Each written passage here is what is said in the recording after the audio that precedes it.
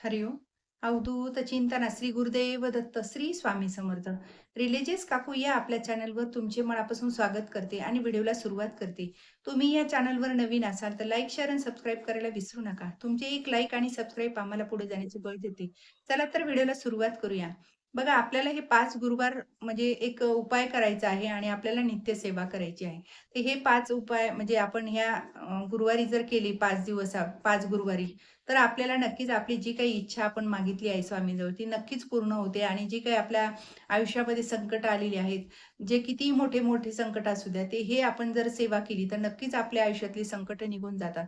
तर तीच म्हणजे उपाय कुठले आहे आणि सेवा कुठली आहे हे आजच्या व्हिडिओमध्ये आपण बघणार आहोत. तर शेवटपर्यंत व्हिडिओ नक्की बघा. तर बघा आपल्याला हे 5 गुरुवार प्रभावी उपाय करायचा आहे आणि बघा आपल्या हिंदू धर्मामध्ये गोमातेला खूप महत्त्व आहे.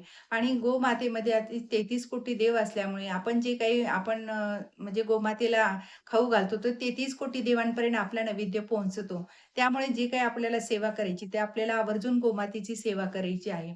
आणि गोमातेला जेव्हा आपण आपली इच्छा बोलतो, तर गोमाता आणि 33 कोटी देव आपल्याला कृपा आशीर्वाद प्राप्त करत असतात. तर जी आपण इच्छा मागितलेली आहे, ती लवकरात लवकर पूर्ण होत असते. म्हणून प्रत्येकालाच असं वाटतं, की आपल्या आयुष्यात ज्या काही अडचणी आहेत, त्या लवकर निघून जाव्यात. तर आपल्याला मग ह्या लवकर अडचणी निघून जाण्यासाठी हे आपल्याला 5 गुरुवारी ही आपल्याला सेवा करायची आहे.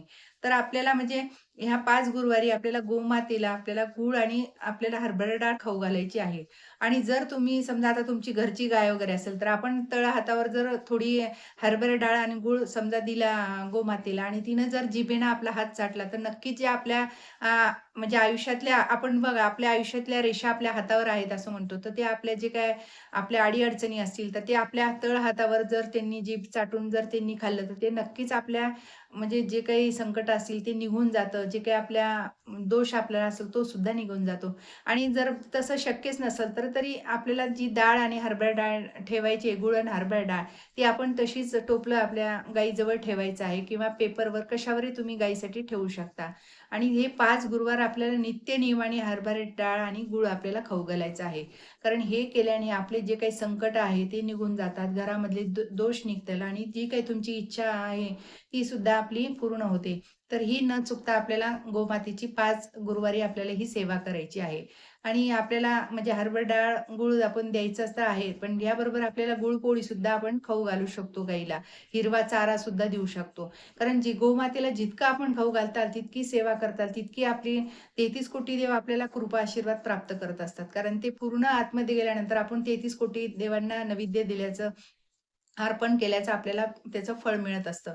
म्हणून हे गोमातेचे 5 गुरुवार आवर्जून सेवा करून पहा. नक्की तुम्हाला यश येईल. किती मोठ्यातली मोठे संकट असू द्या, अडचण असू द्या, ती निघून जाते. फक्त ही 5 गुरुवार आणि साधे सोपा उपाय आहे.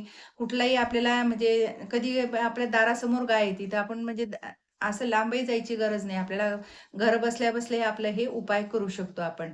आणि मंदिरामध्ये स्वामींच्या मंदिरात म्हणा, कुठल्या मंदिरात आपल्याला पिवळं फळ अर्पण करायचं आहे. जेव्हा आपण पिवळं फळ वगैरे अर्पण करतो, तेव्हा आपल्याला गुरुबळ प्राप्त होत असतं. जेव्हा गुरुबळ प्राप्त झालं, तर आपल्या कामांमध्ये आपले जे काही संकट असेल, ते सुद्धा निघून जातं. जे काम आपलं आहे, गुरुबळ असतं तर लवकर होतं. म्हणून आपल्याला हे पिवळं फळ अर्पण करायचं आहे.